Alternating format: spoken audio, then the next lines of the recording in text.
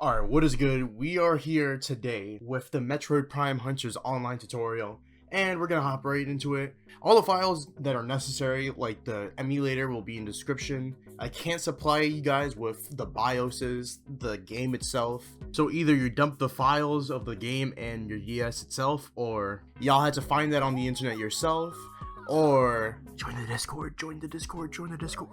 Once you get everything downloaded, I would suggest just making a folder and just putting everything you need in one folder just to make it easier on yourself. So I also made my own BIOS folder just so I could keep the BIOSes all in one place. First thing you want to do when you open up Melon DS is go to config and EMU settings. Right here you want to go to DS mode or DSi mode, but I would suggest just stick to DS mode. So BIOS 9 is right here for me, and BIOS 7 is right here for me, and the firmware is right here for me. That's why I suggest you just make your own BIOS folder just to make it easier on yourself. So once you have all those added in, go to CPU emulation, enable everything because it will just help the game run better. Now you can open up the ROM and go straight ahead and just hop into the game. Once you're in the game, go to multiplayer mode, go to Nintendo Wi-Fi connection, and then click configure Wi-Fi, and it'll bring you here, so don't get scared. Just click Nintendo Wi-Fi connection settings. What you want to do is erase the settings for one of whatever you want to choose. You want to make sure that auto obtain IP address is set to yes, and scroll down, and auto obtain DNS is to no, and copy these exact primary DNS and secondary DNS that I have here. It basically just puts you in the dedicated fan servers, just like Nintendo Wii, Nintendo DS online games in general. So go ahead, press save settings. What I will say is test connection and just make sure that it'll just put you on the Wi-Fi itself. If connection is successful, then you did great. Sometimes you'll get an error. Most files online for BIOSes are like just hacked DSs or banned from the internet DSs, all that. So sometimes the BIOSes just won't work. But so once you have everything set up, go back. Every time you disconnect from the servers, you will just have to reset the game itself.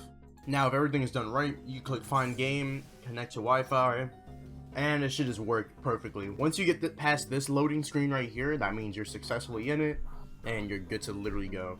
Change the region to worldwide because if you just keep it to local region, there's literally barely anybody online, so you're probably not going to reach anybody whatsoever.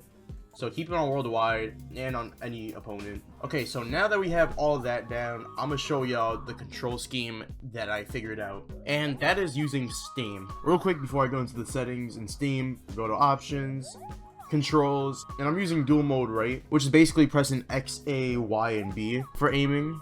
And if you go to config, input, and hotkeys, you could just map the joystick to the axes basically of A, B, X, and Y.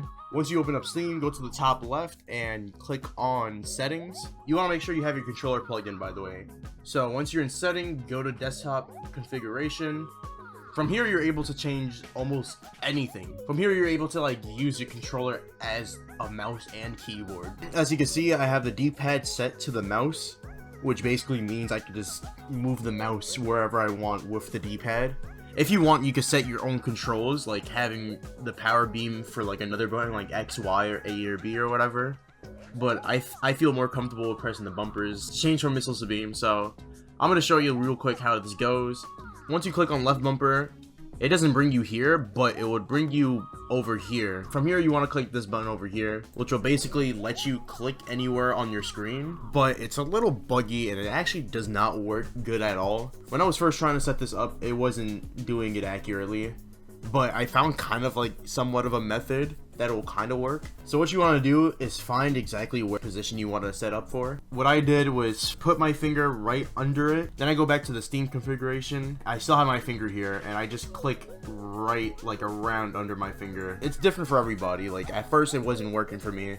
It's super glitchy. So once you do that and set a certain position, you want to press show activators, add activator, leave activation type at regular press, but go to binding and just bind it to the left click. So basically when you press this button, it'll move the mouse to the position you want it to, and it'll also left click at the same time.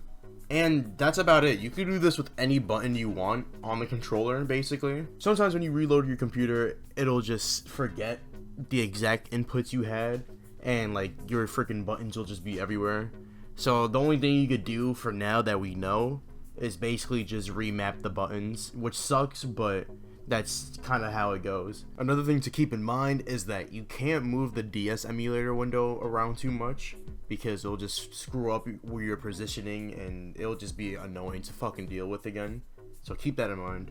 As you can see, I could change to freaking missiles, back to the beam, back to missiles, back to the beam, special, morph, unmorph, shoot again, change back, bop bop bop bop, and you know the drill. So yeah, that's about it, I guess, for the controller configuration. If anybody makes like any new discoveries on like different controller configurations, then just tell us about it in the Discord. So join us this Friday when we play Metroid Prime Hunters, if you get this to work. We're gonna do Friday night hunting, so join up, and I guess I'll see y'all there. Thanks for watching. If this helped you, leave a like, subscribe, and I'll see y'all in the next one.